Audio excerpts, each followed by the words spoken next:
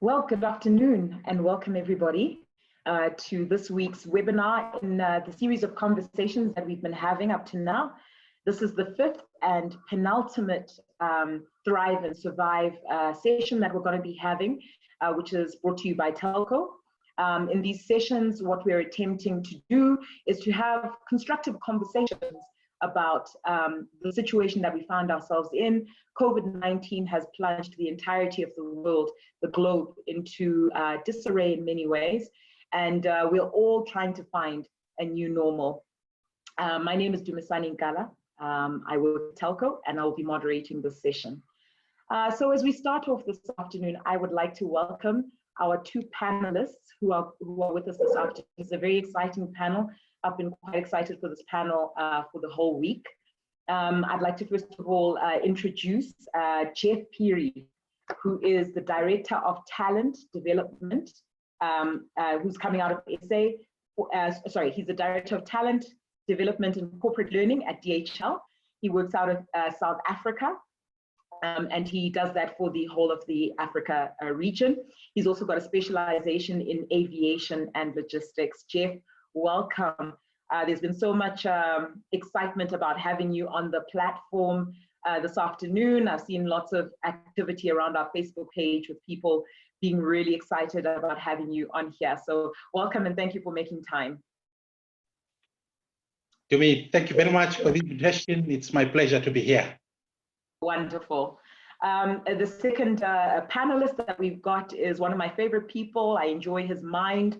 I enjoy the way that he researches and does things. It's our head of innovation and innovation projects at Telco, technical manager at Telco, Tawanda Bwanya. Tawanda, welcome. Thank you so much for making time for this webinar. Thank you, Dumi.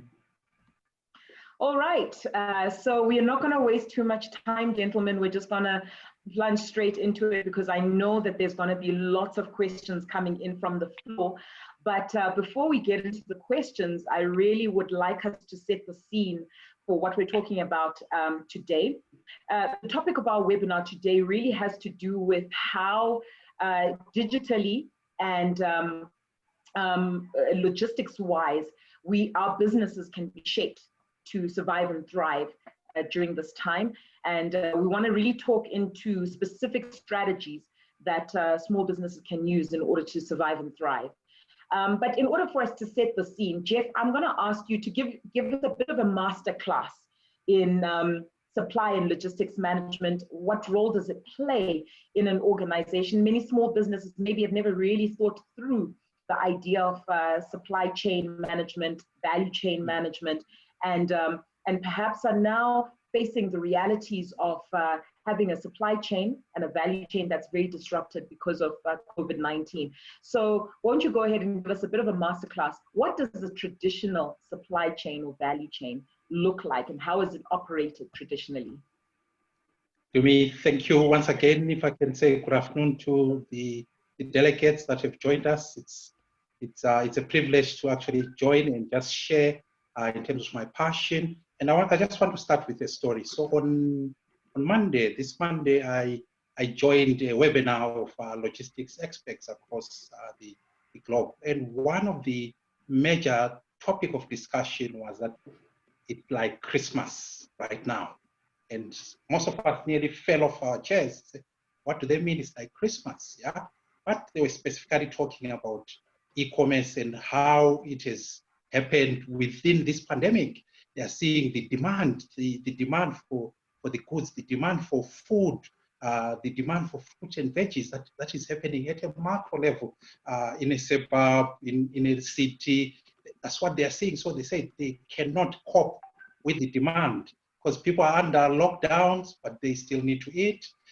They still need some gadgets and so forth. And this is what supply chain is all about, because sometimes people try and complicate it, but in its simplistic form, it's all about movement of goods from point A to point B in the whole value chain, yeah? And within that, there's some storage, because you need to keep some inventory, track and trace, yeah? There's some stakeholder involvement, because you have to, if it's going across borders, customs are involved, there's paperwork, there's regulations that are all taken care of. So there's different modes within the supply chain, but in its simplest definition, it's the movement of goods from one point to the other, to the end, from A to B, and B being the last port, and it's usually to do with consumption. So it's from a supplier to a consumer. That's why they talk about B2B or B2C or C2C. Yeah, those are the things. So that's what it involves. So, but you can imagine right now we've got this pandemic and we're in an era of lockdowns, but the goods are needed. So we are seeing what has been happening, for instance, in China. China cannot cope with the demand from the world in terms of logistics. You know, most of the aeroplanes are grounded currently, yeah? But the countries are needing the urgent medication, the urgent PPEs, the masks, the gloves, medication, all of those things are needed, and it takes time. So there's a school of thought around that we must have just in time. So one of the elements of supply chain is to do with warehousing, yeah? You just want to be drawing down. You do not want to wait for a spare part coming out of South Africa when you're stuck in Zimbabwe. You want to have some warehousing. So warehousing is an integral part of the supply chain and logistics. So we've got different methods and modes of transportation, yeah? So when we're talking about the global value chain, because I'll come to the domestic value chain, but in terms of the global value chain, yeah, you can use different modes. So the first one is the air freight, yeah, so you're using aeroplanes, so it's a passenger plane where in the belly you can use that, or it could be actually a dedicated cargo aircraft that you can use. You can use ocean freight, so here we're using it's a marine freight, so using a ship to move the goods from somewhere to come to Durban, for instance, or to Beira, yeah? Then you can use road freight, you can use rail, yeah? So there's different modes, and supply chain management covers different goods. So we're talking about high-tech electronics, food, consumer goods, yeah? Textile, so the whole entire industry. So that is at a global level. But now let's zero it down to Zimbabwe, to a locality. There's still supply chain that happens. So we've got a manufacturer and the goods have to move one way or the other to get to a consumer, yeah? And that is where supply chain, that is where logistics happen. And it moves in different ways. I was seeing a video just before this where in Rwanda today, they were actually delivering medication using a drone. So that's another mode of the supply chain, yeah? So they're using technology, they're using the developments around that. So in a nutshell, this is how supply chain works. So it's the movement of goods, it's the storage of goods, so there's inventory management. So now you use technology to actually manage your stock and do drawdowns, and you do quality control, because there's expiration, there's codes, so you use scanning. So there's the whole host, so it's a science on its own, but it's quite exciting that starts at a global level, and it can be multimodal. So some goods, they can move from the sea to road to rail and so forth. So it's called a multimodal. So we've got different types of the movements. They all fall under that, yeah? So somebody moving fruits using a bicycle, they're into logistics, yeah? And somebody using an aeroplane, they're also into logistics. So it's a whole broad array of activities that actually happen. It's a science and an art in terms of the industry. It's quite huge. Fantastic, Jeff. Thank you so much for setting that scene, because I think it's so important to demystify for most of our minds what supply chain logistics is all about. Sounds like a fancy word. And from what you said, what I take out is very simply, it's about moving goods from A to B, whether it's from source to customers or from source to warehouse and so on. And there's a number of modes of transportation that are utilized in moving those goods, including bicycles. I think most of us have probably never thought about that being a logistic, but yes, air freight, sea freight, and various other road and rail to move our goods from A to B. Now, I'd like to just shift over to you, Tawanda, just for a moment, and ask you to talk to in this sort of traditional understanding of supply chain, where has technology traditionally been understood to play a role in the supply chain or the value chain? Thank you, Dumi. Maybe to piggyback off the masterclass, thanks, Jeff. Really, traditionally, we have the classic, at least in tech, that talks about technological silos. So whether it's within an organization or it's across organization, and traditionally in your across organizations, each organization had its own way, for instance, of working out, demand forecasting and all these things, and then look at, okay, does someone call the next consumer to find out whether they want the stuff? So you had these silos where each organization in that supply chain was pretty much putting together their own, whether it was back office IT system to watch inventory or production. And this was never transparent outside of the organization, or sometimes even outside of a particular production department. So you find that in as far as the legacy, what I want to call the legacy supply chain setup, it was very disconnected, sometimes even within organizations, but definitely amongst organizations that participate in the same supply chain. Fantastic. So to your point, traditionally, there's technological silos that are taking place within organizations, within departments and organizations, but even across the supply chain, each organization is using its own technology, which doesn't speak to the technologies being used by partners within the same supply chain and value chain. Jeff, maybe I can ask you to maybe chip in on this same issue, and in terms of how the industry, the supply chain industry, has it evolved? When COVID found us and locked us in, was this the state of play within the supply chain industry, or maybe there's developments that we don't know about in terms of these technological silos? Thank you, Dumi, for that. Yeah, and Tawanda actually has got it spot on. Yeah. So when you look at the logistics industry, everyone was taken aback with the pandemic, but the things are very fluid, so they change all the time. So I'll give you an example. Right now, there's a new phenomenon when we look at air freight, for instance, called ghost airlines. Yeah, we're seeing ghost aircraft that are flying all over. Because if you go to Flight Radar Track, you see that there's still some flights that are still happening. But there is a concept within the aviation industry called use it or lose it. Yeah, because the landing slots in bigger airports like in JF Kennedy, London Heathrow, Schiphol in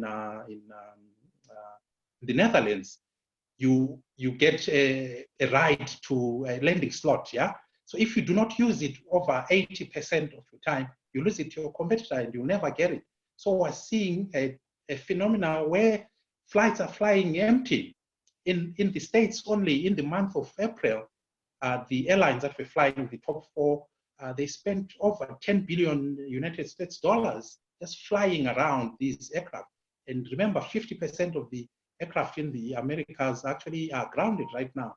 But it's that aspect. But because of the ghost airlines, so what's happening is that big companies actually piggybacking on them and say, could you carry our consignments from point A to point B? Could you carry our PPEs? Could you carry our ventilators and so forth? So that's one of the things that is happening. But technology in logistics plays a fundamental role. We're seeing that all the business is actually moving with technology.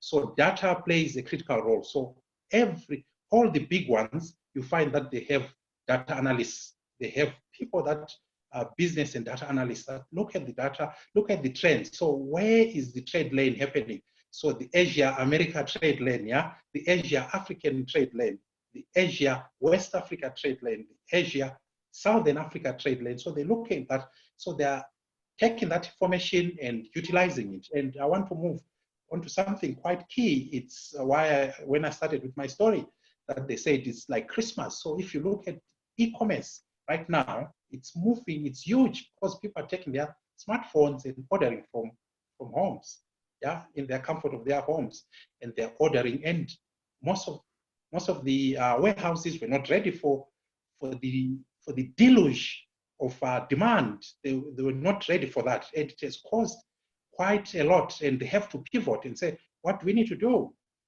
Restaurants, if we look at restaurants, they've been found wanting because most of them, there are no sit-in arrangements now during the lockdowns. So they're delivery services. But how do you deliver the products if you do not have a delivery option? Yeah, so it comes in. So we're seeing evolution within our industry, and it's moving very fast because the corporates have to think on their feet and say, how do we reach our markets now, given the new challenges posed by this pandemic? And it's quite exciting. So the companies that are very adaptive, they've already taken a step ahead compared to the laggards that are slowly moving and still scratching their heads and saying, how do we get the goods to market? Because one of the things that has been driving this, Dumi, if you will, is the need for alternative suppliers. And the alternative suppliers from source to market will be localized. Because of the transit time delays that are happening. People are wanting the goods like yesterday. For instance, Ethiopian Airlines, which is an airline, is pivoting, and that's a key word that is happening right now. They're pivoting. They'll be starting to manufacture from June. They'll be manufacturing ventilators. So an airline is going to be manufacturing things because there's been change. So the cheese has actually moved. So they are moving, right. They're looking at opportunities and say, how do we take advantage of opportunities? So if I put on my prophetic hat, we'll be buying, as Zimbabwe, we'll be buying some ventilators made by Ethiopian Airlines in terms of collaboration with a Chinese company in the not so distant future. So it's exciting, but it depends how you grab the opportunities. You see the opportunities, you become adaptive, and you go for it. This is fantastic. I think what you're saying is at the core and at the heart of our discussion this afternoon. Let me just take a moment to welcome anyone who's joined us in the last few minutes. We've got our panelist, Jeff Peary, who's an expert in logistics and aviation, as well as Tanda Bwania, who's one of our innovation managers. And we're talking today about how we can evolve and transform our supply and logistics, supply chain management and logistics for our businesses. Please put your questions onto the Q&A, put your comments onto the Q&A, because we really want to engage with you this afternoon and mine the wisdom coming from our panel of experts. Now, coming back to what you were just saying there, Jeff, around the fact that what has happened, it has totally transformed the shape and the boundaries and even the, I guess, the core business of, and is in the process of reshaping the core business of many firms. Tawanda, can you just talk to how have organizations strategically speaking in the past thought around the shapes and the boundaries of their businesses, and where is ICT kind of forcing them to reorganize? Yeah, I think there was a classic growth, I think, in what was called IT departments then, where there was a recognition that, you know, you needed what was fundamentally computer skills, because suddenly people were capturing stuff into computers. You needed computer skills to maintain those computers.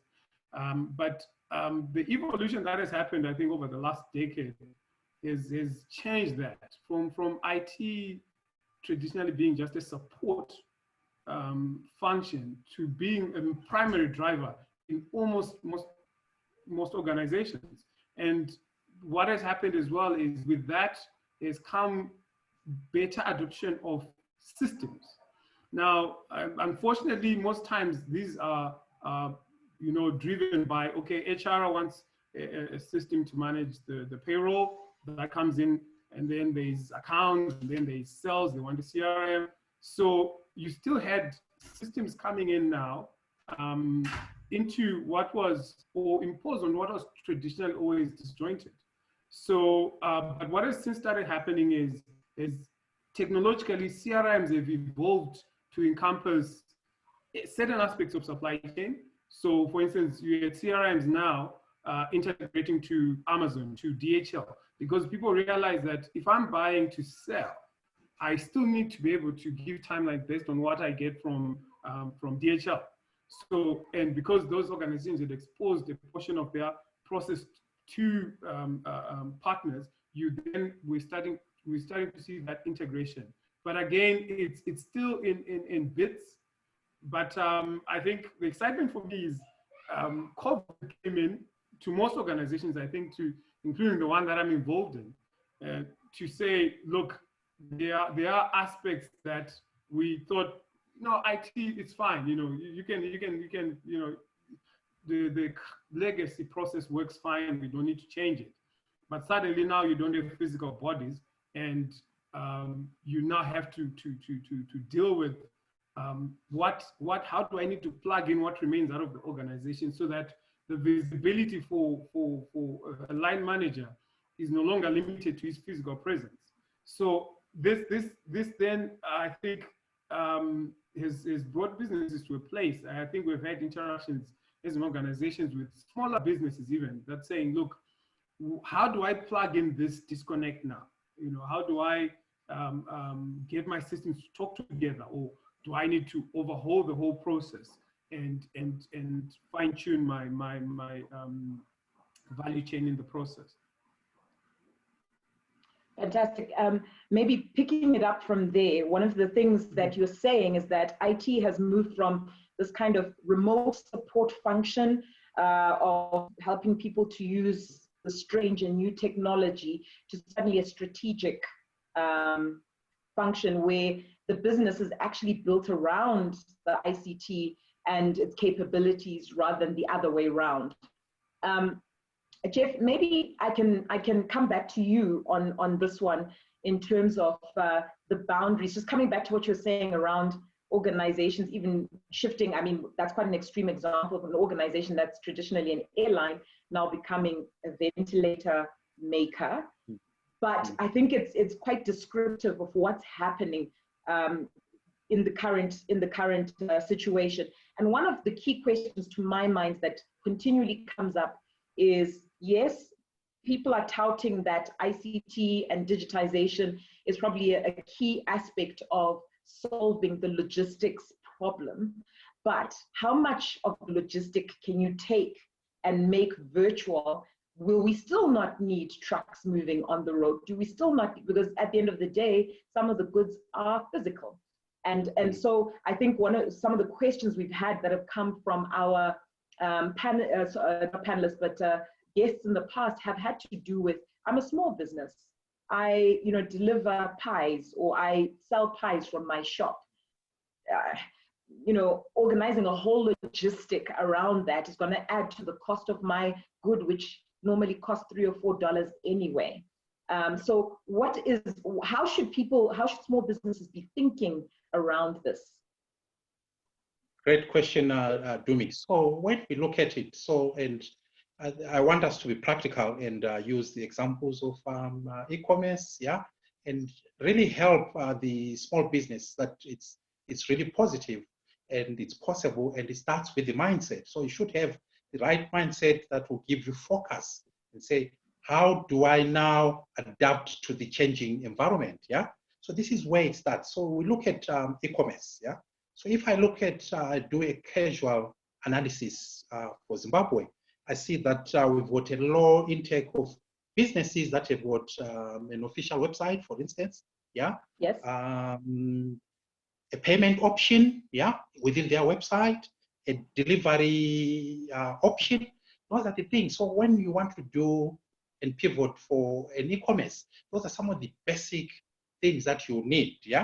But now I look at people moving tomatoes and vegetables from one part of the city to the other. And it's a perfect example where Tawanda, in terms of his innovation, can come in and say, what tools are there that we can actually bring the suppliers and the buyers together so that we remove some of these things within the lockdown. Of course, we need to be practical and say, how do we utilize technology to break the boundaries, yeah? Right. And link both the consumers and the suppliers without, in the midst of lockdowns and so forth. And it can be done by leveraging on technology. We're seeing it happening in other countries. But the key point is that your market changes. That's why I was talking about the mindset. Your market changes. Your market is not somewhere in Makokoba or in Mbare. Your market becomes global. Yeah. So you must have relevance locally, but the impact must be global. And we must have high standards, and technology is there for the taking. Yeah. So your market is not one part of the city in Harare or in Gweru, but it's the entire country, it's the entire thing.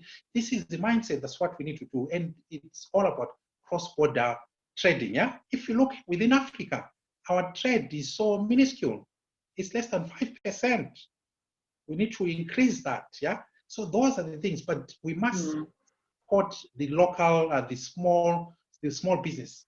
With this COVID pandemic, already there's an option. The alternative suppliers have to be local so that we have source to market being shortened. So there's a huge opportunity. So what are the emerging industries that we need to cater? How do we help a lady in Gweru to market their products? Yeah, we have a great example in Ethiopia, for instance, where they, instead of supplying 500 kgs of coffee, they broke it down and then utilized e-commerce platforms and advertised throughout the world. And they're now sending it for somebody who wants 250 grams. They didn't want 500 kgs, so 250 grams, 1 kg, 5 kgs, and so forth. They've broken it up, but their market is now the globe. It's not only in Ethiopia, so they are exporting it now. And like I said, on an e-commerce platform, to be practical, it must make sense. It must have a delivery option, because in e-commerce, we talk about the last mile. So if you are a restaurant, the last mile is you've cooked the food. How do you get it from the city center to Malbarain or to Avondale? Yeah. So you need transport. So what we're seeing evolving is a hybrid of activity. So we're seeing technology on one side, but the physical aspect of it. So the supply chain will always be there. In warehouses, we're seeing the use of robotics. We're using robots to help us know which goods are about to expire, which goods should we take off, because we're using warehouse management system. So it's integration of the two. So the physical movement will still be there in one form or the other, but it's being developed. But now it needs to be leveraged together with technology, where Tawanda comes in terms of innovation. What can we be doing?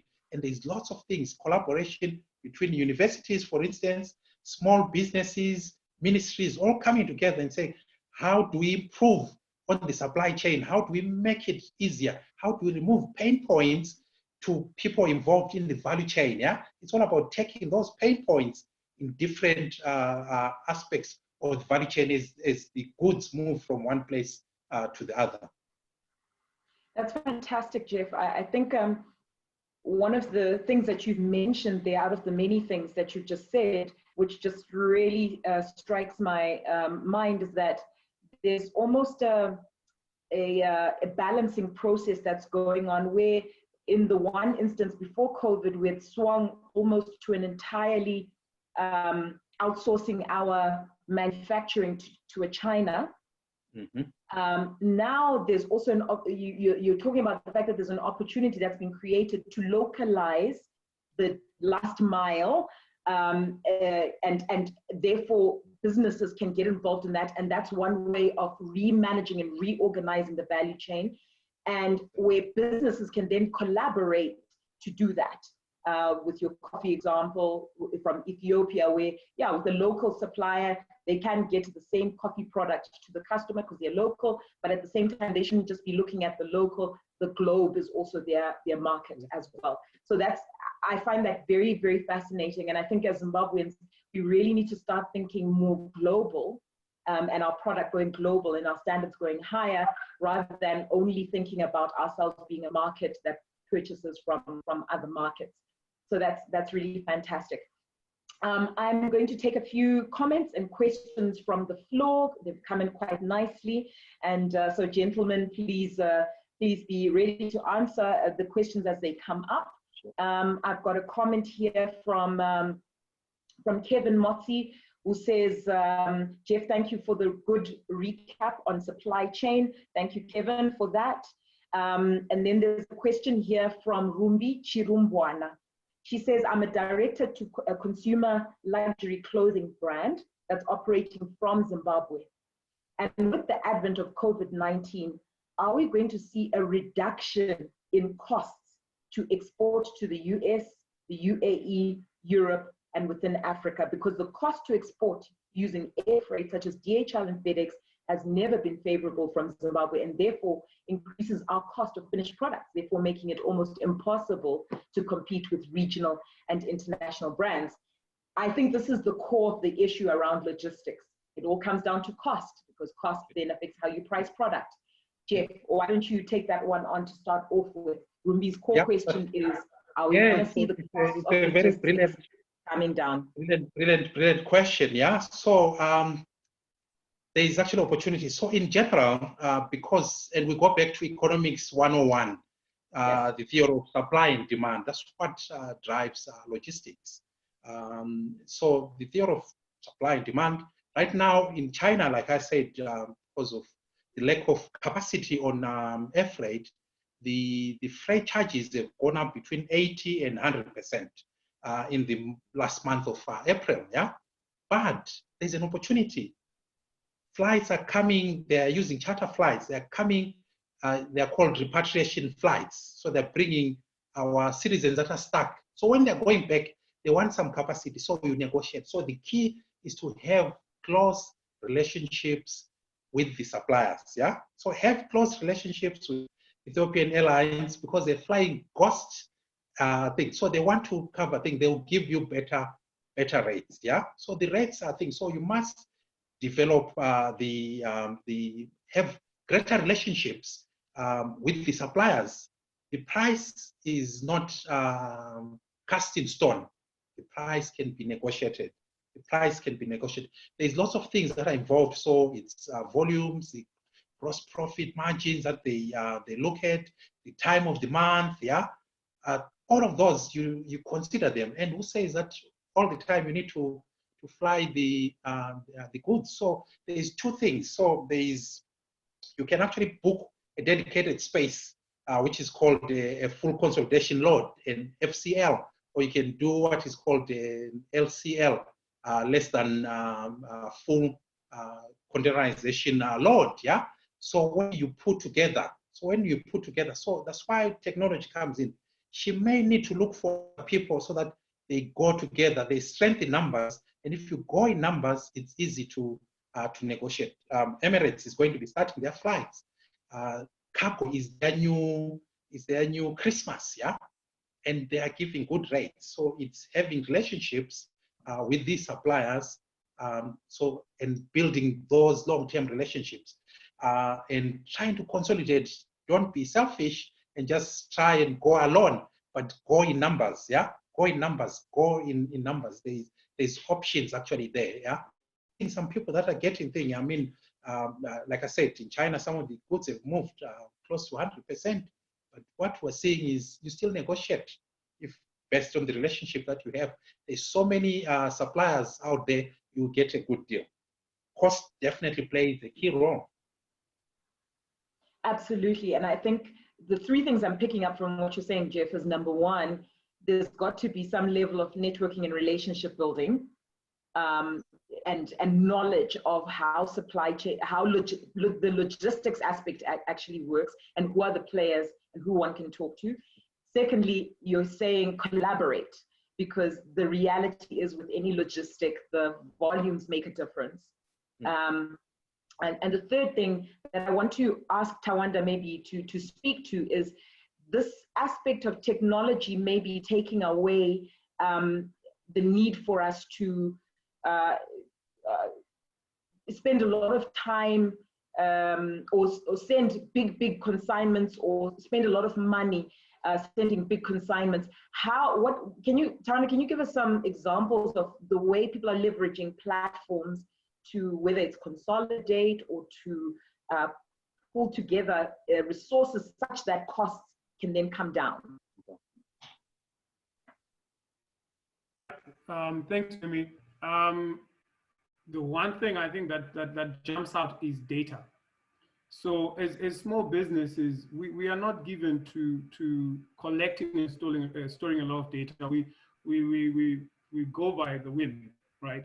So, and most times it will be very easy for people to say, okay, look, we're gonna start a group, even on Facebook, social media.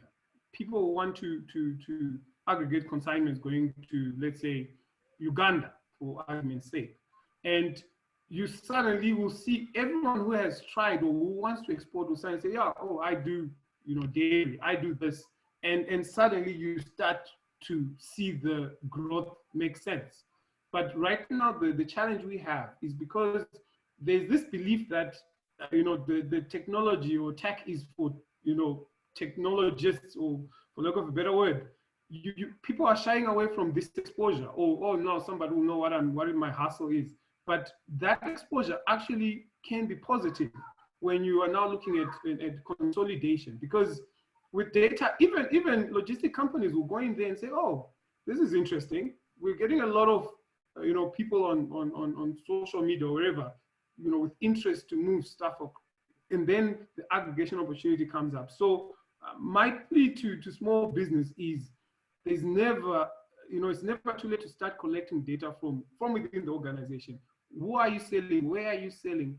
What are your volumes? And and if this is recorded, you can actually then show that, look, over 6 months, this is what I normally move.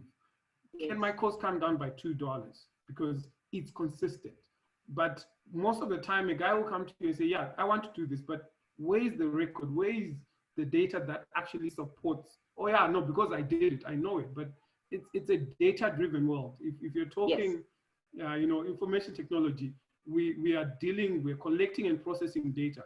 And if that is not there, and maybe from a micro point in terms of small business, this is the single biggest hurdle, is people are still very sensitive about, collecting that data and actually exposing it so that it can be mined or reused for other purposes. This is, I love the suggestion that you're bringing around people aggregating on platforms that we already have available. They don't have to invest in new platforms. Facebook is available, WhatsApp is available, and forming groups of common interest. And one of the things that strikes me about what you're saying is that it therefore doesn't depend on, it breaks down the traditional silos that we've kept around industries. Because normally if I make clothes, then I am in a group of ladies that only make clothes. But what you're saying in terms of this logistic aspect is perhaps there's a need for collaboration between industries where people who regularly export to Uganda, whether it's produce or some other export, are collaborating with people who also export manufactured things like hair care, etc. And so I think, speaking to Jeff's point around this COVID, is forcing us to actually break down the boundaries that we've traditionally kept. I love those ideas, and I hope people are taking note of them. Let me go back to our Q&A and try and pull out a few more comments and questions.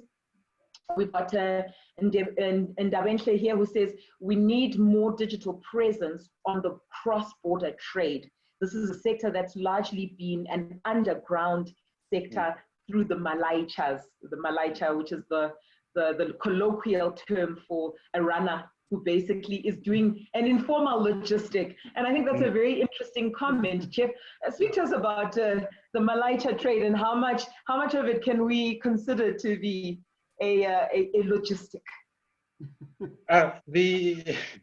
In fact, Ndawethe is spot on. So the Malaysia, they are part and parcel of the disrupted logistics space. Yeah, yes. They saw an opportunity because it works on informality. Yeah, because there's lots of paperwork that is involved and so forth. There's personal relationships that is involved. So they've taken off lots of layers to make it quite simple. So they've simplified things. Yeah. Now we need to move and try and get them more regularized because they serve a purpose. I'll tell you what, in the Philippines, if you think the Malaysias are a phenomenon for Zimbabwe, in the Philippines, because most of the Filipinos actually work out of the Philippines, so they are in Dubai, in Oman, and so forth, in the Middle East, yeah. But they have their own Malaysia, for instance.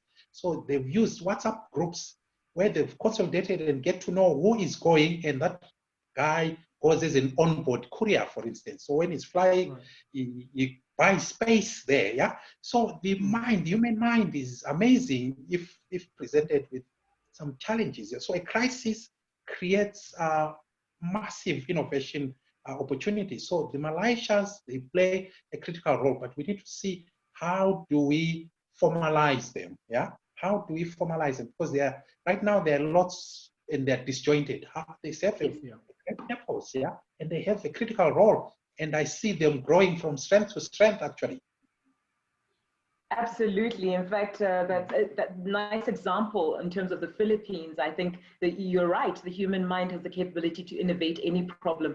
Tawanda, talk to us about maybe this whole process of the possibilities of digitizing something like the Malaichas, and I can think of many other examples of where there's an informal logistic that takes place, including people who've got their shika cars that move people from one end of town to the other.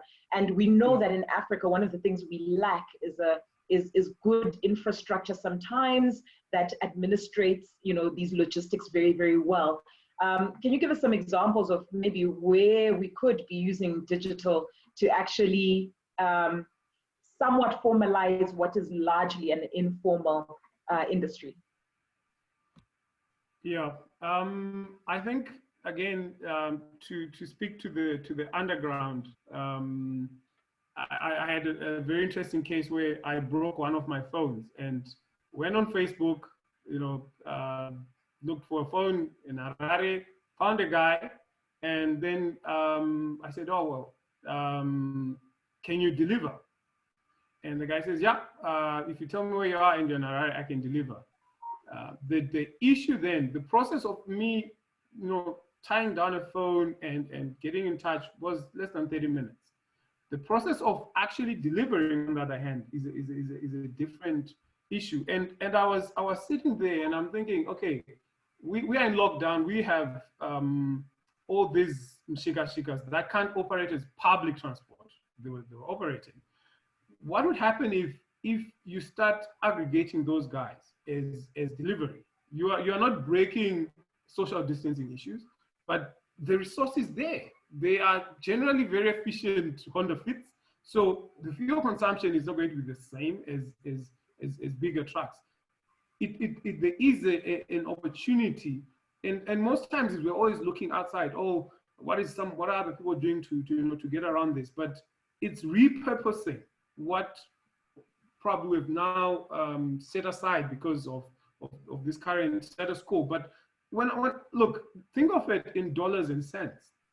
That in Shika, there was, let's say, meat delivery, people were charging $10 to drop the meat off at your door. The Shika will probably do it for $3, to be honest, and probably faster if they're driving well.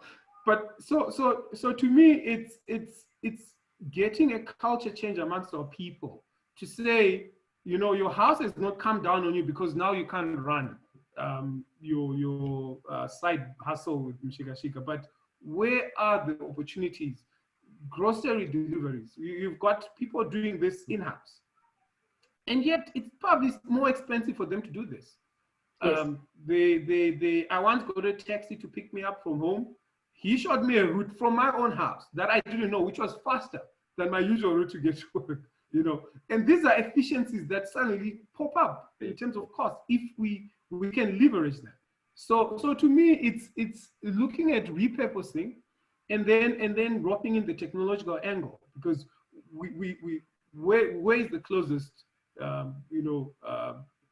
taxi or for Mom's Chica now a delivery van that I can call upon. And this could be on either end. You know, it's, people might say, oh no, it's not, I don't want this in my supply chain. But as a consumer, I might actually say, okay, I'd rather then have an app where I can hire them Chica to do the pickup and drop off and do the same thing. So we have to go through this culture change as a people now that says, how do we leverage whatever resources we already have? The technological twist is there. I mean, WhatsApp is basic. Most people, the majority of people with phones use it now.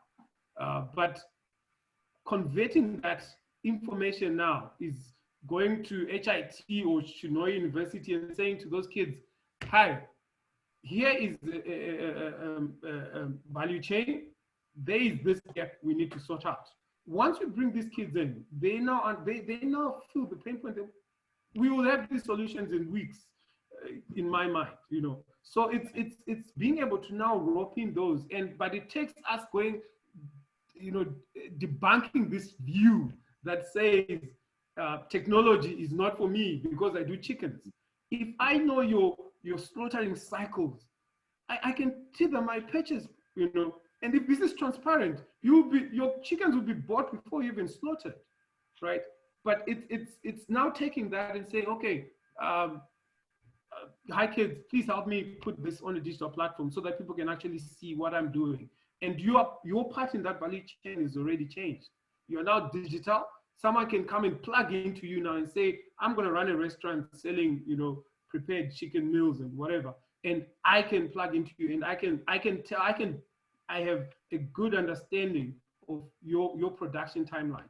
So to me, it's first do away with this belief that, you know, technology, I'm too old, or I never did anything technological bias, because we are all exposed to it now. Absolutely. And I think your answer there, Tawanda, brilliantly said, it's a direct answer actually to anonymous attendee who says, what are the best strategies we can use to improve the supply chain? Yes, it's a way to go, but with financial constraints, how do we tackle it? And basically your basic answer to that is take and repurpose existing assets and see how those assets, and collaborate them widely and see how those assets can be repurposed for that, and then leverage technology to get that communication happening. And essentially what you're speaking to is a process that many people worldwide have called, you know, the Uberization of many businesses, which is the idea that, you know, something that was a private vehicle could end up becoming a public taxi, and is used on demand. A private home can end up becoming a public hotel through Airbnb, a private, you know, so the Uberization concept, I think, works in many industries, and we don't have to recreate something that's already been successfully proven. And so this is what's exciting about all of this. Jeff, I don't know whether you want to make a comment there on any of these issues of repurposing assets before I go back to the Q&A. Sure. Thanks, Dumi. And I think Tawanda actually captured it very well. I made some notes about Uberization of logistics, and that's exactly what it is. I mean, right now we're on Zoom. So somebody, as an SME who was doing event management, yeah, and now there's a new world. You can still do your event management via Zoom. Zoom's business has just exploded during this time. Yeah? I mean, they're doing over 10.6 million people from around 200,000 before COVID. Yeah. So wow. There's another element, the Uberization of event management. Yeah. So we just have to apply our minds and say, what can we do because the past is gone. We're not going to go back there. It's now one way, and it's the future. And what we do, and I love the point that Tawanda was talking about, is the Uberization of logistics, and this is what is happening. Collaboration, yeah, is strength in numbers, yeah, and it's basic. The WhatsApp and the setup costs are minuscule. It's what we need to do, but there's strength in numbers. Pull the numbers together. Let's see Uberization of fruit and veggies. Yeah, we can do it. We can do it. Yeah. Absolutely. And it strikes me that I think with this quality of thinking, Zimbabwe can probably find itself back on the economic map if we as Zimbabweans sit down and actually think hard about what we can do and then collaborate it. So I'm getting very excited. The options are open to us, and I think the doors are open. And COVID has been the great equalizer, like you said before. Okay, so I'm going to go back to the Q&A and get some more comments. Right. Sandisiwe Ncube says, Mr. Phiri's thoughts concerning a global mindset when it comes to exports is something that applies to medium to large businesses in Zimbabwe. In the meantime, what can informal traders do, who are a large part of the Zimbabwean economy, to be export ready? Secondly, what role can digital platforms play in aggregating small businesses and reducing costs? So I will direct the first part of the question to Jeff, and then the second one to Tawanda, if there's anything that you want to add there on her question around digital platforms playing in aggregating the small businesses. Wonderful, yeah. So just to answer that in a short way. So within the cross-border trade, the protocols are governed by the World Trade Organization and the World Customs Organization, WCO, yeah? And there's lots of work happening around that in terms of modernization. Remember, earlier on I talked about that trade within Africa is very minuscule. It's less than 5%. Yeah, yes. And we need to spruce it up. So that's why the political leadership are looking at the Africa Free Trade Continental Agreement to try and ramp up trade within the continent. Yeah. So what is happening in Zimbabwe, and many people are not aware of it, but there's a working group channeled through Zimtrade, working closely with the Office of the President and Cabinet. They do the Rapid Result Initiative, 100-day turnaround. So they're trying to actually get small businesses to be export ready. It has to do with quality. One of the biggest challenges has to do with quality. We must send products that are of high quality, or else they'll be rejected. Remember, we're competing against the whole world. So quality is key. So before we point fingers elsewhere, we must look inside and say, what can we do to improve our quality? Remember what I said? I said the relevance is local, but now the impact is globally. We're trading global. So the quality, we need to up our skills in terms of quality. There is lots of information in terms of how you can ramp up quality in your thing. So Tawanda was talking about collaborating with universities. We as Zimbabweans are not fully utilizing the knowledge that is at the universities. If you go to HIT in Harare, they're amazing. The work that they're doing there, are we collaborating with them? They won't even charge you. So how many SMEs have gone to universities and say, how could I work with you to improve my my production line, to improve my quality? This is what we're talking. We have to think, how many of the SMEs are linked to Zimtrade, are linked to SME associations? We had my Tembiso Nyoni in this program. How many have reached out? Because she says, please call on me so that we can see how we can collaborate. How many have reached on this? So there are some basic things that we have to do first to get it right. But quality is key on that aspect. Right.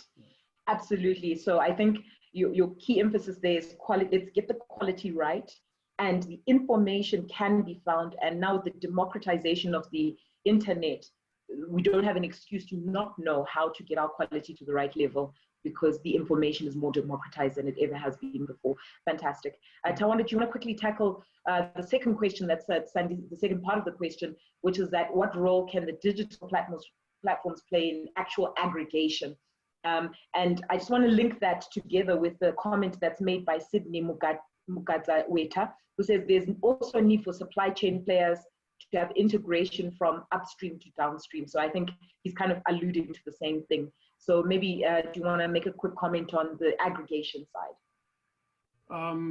Yeah, I do think one of the realities we've had in the technological space has been people quickly mention the cost of connectivity, the cost of data, because most of these platforms, all of them, in fact, will run off the internet. And that is true to a certain extent. But again, when like I said, if you have to focus on what is the cost? So let's take an example of I do want to aggregate all the guys who used to run the mshikashikas.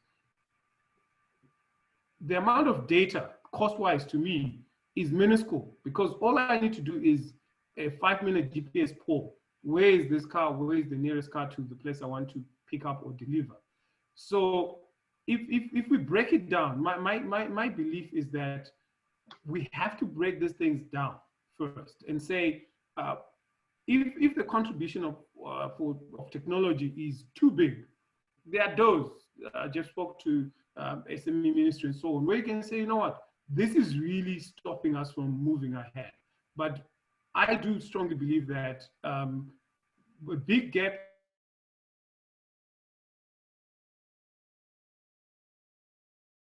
it's easy to bridge.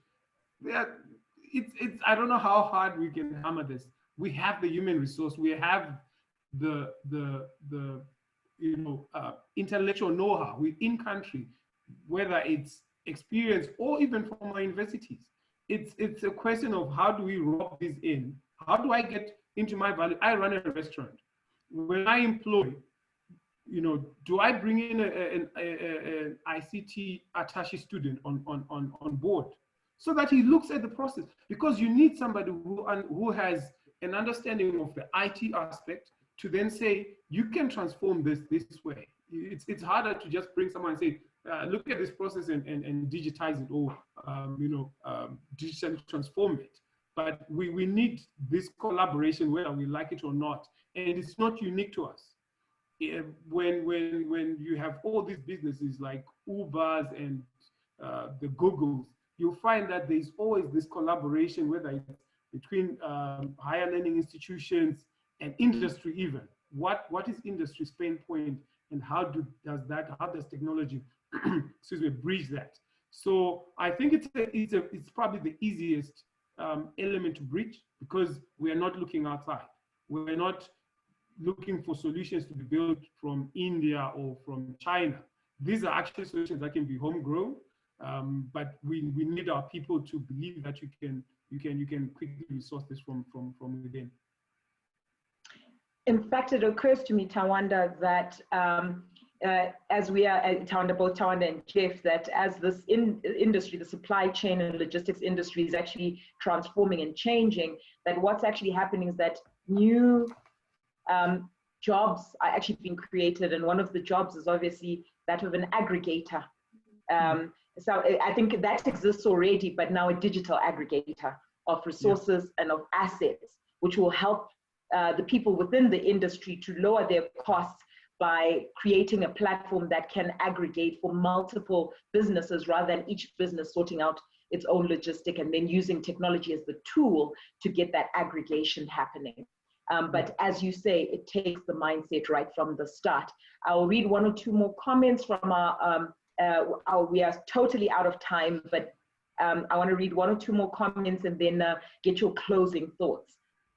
I've got a comment here from Sandisiwe who says, it seems that the key issues in terms of logistics are efficiencies, information and access to it, filling or solving the gaps, linking the parties in the supply chain, utilizing of existing assets and leveraging technology. And I think she has summarized it 100%. I've got a question here, maybe which maybe you can deal with in your closing remarks, which really talks to the fact that Zim supermarkets are considering e-commerce and home deliveries would this really work for us? So maybe you can address that in your closing remarks. I just want to say to everyone who's participated and sent a question, if I haven't chosen your question, it's not because of not wanting to, it's just time is a constraint. We really appreciate the questions that are coming through, and we'll make sure that there are answers that are put on our platform around these questions. But at this point in time, I'd really like to take some closing remarks from maybe Tawanda to start off with you, and then Jeff to end with you as we start to wrap up our session. What are your closing thoughts around business, logistics, supply chains, and digitization? Yeah, 2 words: culture and data. We need to change our culture in terms of approach to putting or exposing our supply chains to the digital platform. So culturally, we have to look back and say, the old is gone. This is the new reality. How do we move ahead? Because only through that do we start looking for synergies with different ones. And then we need to start collecting more data. Right now the supply chain is gone towards the realm of artificial intelligence and machine learning, where some of the predictions now are being made by machines. We don't need to be doing these things. You'll be told, okay, you know what, bump up, because from the looks of things, winter is coming, this is going to be in demand, and the demand will go this high. So but that only works if we're actually collecting the data. So from, like I said, from the smallest SME, the guy doing his back garden, let's start collecting this data. There's no data that's too little to collect, and that will pay off in the long term. Thanks. Fabulous. So 2 words: culture, change your culture and your mindset, and collect the data. The people collect the data. Jeff, what are your closing thoughts? Sorry, Jeff, can you unmute for us? Hi. Thank you. Yep. So for me, thank you for the opportunity. It was very interactive, and thank you for the questions that came from our participants. Yeah, and I'm quite sure using the platforms we'll be able to answer those. This is a process, not an event. Yeah. So a couple of thoughts out there. The first one being a mindset. The old is gone. It's now new. So mindset. This is where it starts. Mindset and focus. Yeah. And there's a dearth of information. There's a dearth of information. Yeah. For instance, many people do not know that our procurement regulatory authority of Zimbabwe, PRAS, is streamlining protocols around procurement post-COVID. Go to their website, find that information, and pivot. Because for me, the key word is pivot. We need to be changing. Yeah, they need to be changing. They need to be pivoting towards local deliveries. Yeah, the restaurants should be pivoting also and saying, how do we reach to market? Yeah, so it's key, because all of us, the nimble-footed suppliers, the SMEs, this is your time. This is your time. The time has come. This is your time. You'll never get another golden opportunity like this. And my parting words is, this crisis creates 2 outcomes. Yeah, you either make history or you are made history. The choice is yours. Thank you. That's fantastic.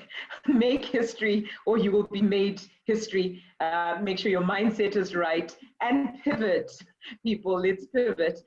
This has been fantastic. The depth and the quality of the conversation has been absolutely outstanding.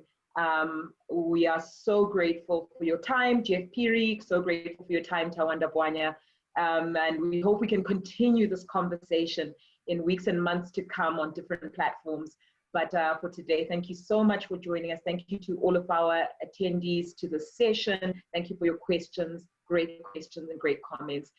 We will see each other again for our last Thrive and Survive webinar, which will be next week, the 13th. We have an exciting lineup. We'll be talking about financial strategies for surviving this period. So please do join us, and we'll see you next week. Thank you. Thank you.